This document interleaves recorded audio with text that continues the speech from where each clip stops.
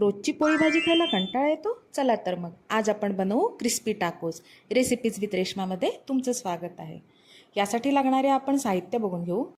2-3 उकडलेले बटाटे, 1 वाटी उकडलेला मका, 1 वाटी डाळिंब, थोडीशी लसूण, आलं, 4 मिरच्या, 2 कांदे, चीजचे 2 क्यूब घेतलेले आहेत, काळी मिरी पूड आणि ऑरिगॅनो पावडर. इथं मी मियोनीज आणि टोमॅटो सॉस घेतलेला आहे. हे स्टफिंगसाठी लागणारं सामान आहे. आता आपण कणिक मळून घेऊ. 2 कप गव्हाचं पीठ घेतलेलं आहे. तुम्ही मैदा पण वापरू शकता, पण मी हेल्दी बनवण्यासाठी ते गव्हाचं पीठ घेतलेलं आहे. त्यामध्ये आपण चवीपुरतं मीठ टाकून घेऊ आणि कलरसाठी थोडीशी हळद घालू शकतो, कारण टाकोस येल्लो कलरचे असतात. तुम्ही स्किप पण करू शकता.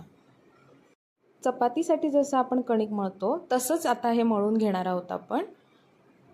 एकदम पण घट्ट नाही आणि एकदम पण मऊ नाही, आणि हे आपण साईडला ठेवून देऊ. स्टफिंग रेडी करण्यासाठी मी इथे पॅन गरम केलेला आहे. त्यामध्ये मी तेल टाकून घेते आणि त्यामध्ये आपण चिरलेली लसूण टाकायची आहे, हिरवी मिरची बारीक चिरलेली ती टाकून घ्यायची आहे, आणि आलं मी इथे किसून टाकते. जर आपण तुकडे केले तर ते चॉपिंग दाताखाली येतं, त्यामुळे मी इथे आलं किसून घेतलेलं आहे. आपल्याला कांदा, लसूण, आलं यांचा कच्चेपणा घालवायचा आहे, त्यामुळे आपण फक्त परतून घेतोय, जास्त भाजून नाही घ्यायचं. हे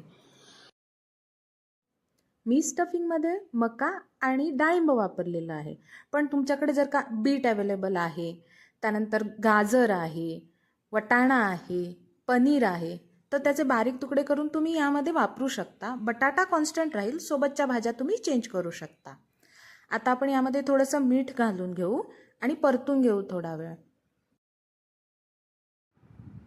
तसंच आपण यामध्ये अर्धा टेबलस्पून ऑरिगॅनो पावडर आणि पाव टेबलस्पून काळी मिरी पावडर हे टाकून घेऊ आणि परतून घेऊ.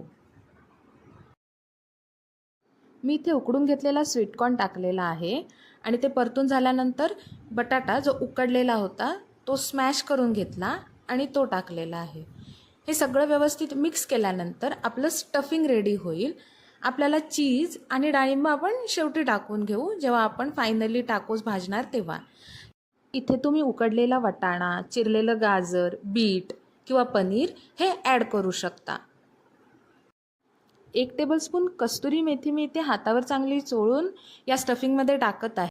इथे आपलं स्टफिंग रेडी होईल, आपण ते साईडला ठेवून घेऊ.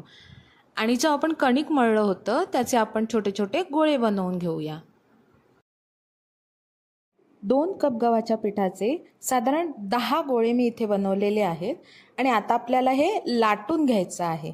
मध्यम जाडीचं ठेवायचं आहे, जास्त पातळ नाही, जास्त जाड पण नाही. आपण जशी नॉर्मली चपाती बनवतो तेवढ्या साईजचं हे करून घेऊ. तवा मी ऑलरेडी गरम करून घेतलेला आहे, त्यामध्ये आपण एक एक करून ही चपाती भाजून घेऊ दोन्ही साईडने, पण पूर्ण नाही भाजून घ्यायचे, अर्ध कच्चं भाजून घ्यायचं आहे. असं दाबून दाबून थोडंसं मोठ्या गॅसवर भाजलं तरी चालेल. अर्ध कच्चं ठेवायचं आहे. एका बाजूला तुम्ही जास्त भाजलं तरी चालेल, ती बाजू आपली आतल्या बाजूने जाणार, आणि वरच्या बाजूने आपण त्याला पुन्हा भाजून घेणार आहोत, त्यामुळे अर्ध कच्चं ठेवलं तरी काही प्रॉब्लेम नाही. मी हे भाजून घेते. तोपर्यंत तुम्ही जर का आमच्या चॅनलला सबस्क्राईब केलं नसेल तर प्लीज सबस्क्राईब करा आणि बेल आयकॉन प्रेस करायला विसरू नका. असं इथे रेडी झालेलं आहे. आपण याला आता वरून टोमॅटो केचप आणि जे मियोनीज घेतलं होतं ते लावून घेऊ. तुमच्याकडे जे अवेलेबल असेल, जी तुमची चॉईस असेल, प्लेन मियोनीज असेल किंवा मी इथे तंदुरी मियोनीज वापरले, तुम्ही ते पण लावू शकता, जे तुमच्याकडे अवेलेबल असेल ते. किंवा इवन तुमच्याकडे जर का चिंचेची चटणी असेल, तुम्हाला ती आवडत असेल तर तुम्ही तेही लावू शकता, त्यानेही खूप छान टेस्ट येते. आणि हे व्यवस्थित लावून झाल्यानंतर आपण यामध्ये स्टफिंग टाकून घेणार आहोत. या बेसच्या अर्ध्या बाजूला आपण स्टफिंग लावून घेणार आहोत, म्हणजे जी दुसरी बाजू असते ती त्याच्या वरून येते त्यामुळे. आणि यावर मी आता डाळिंबाचे दाणे टाकून घेणार आहे आणि चीज जे आहे ते ग्रेट करून टाकणार आहे. आणि या बेसची अर्धी बाजू जी आहे ती आपण वरती टाकून हे झाकून घेऊ. असे मी सगळे टाकोस रेडी करून घेते आणि आपण आता हे भाजायला घ्यायचे आहेत. तवा गरम झालेला आहे. मी यामध्ये तूप टाकून घेते. तुमच्याकडे जर का बटर अवेलेबल असेल तर तुम्ही त्याचाही वापर करू शकता. तूप चांगलं पसरून घेतल्यानंतर मी या गरम तव्यावरती हे जे टाकोज आपण बनवले ते एक साईडने टाकून घेते. आपल्याला सुरुवातीला एका बाजूने भाजून घ्यायचे आहेत आणि हे चांगले भाजून झाल्यानंतर आपण दुसऱ्या बाजूने परतून घेणार आहोत. आता हे भाजत असताना आपण गॅस बारीक ठेवणार आहोत.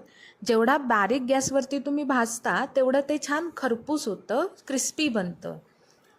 असं मी दोन्ही बाजूनी भाजून घेतलं आहे आणि दोन बाजूंनी भाजून घेतल्यानंतर ते व्यवस्थित स्टँड होतं. मधली बाजू पण जी आहे, जे आपण जिथे फोल्ड केलं आहे ते पण भाजायचं असतं.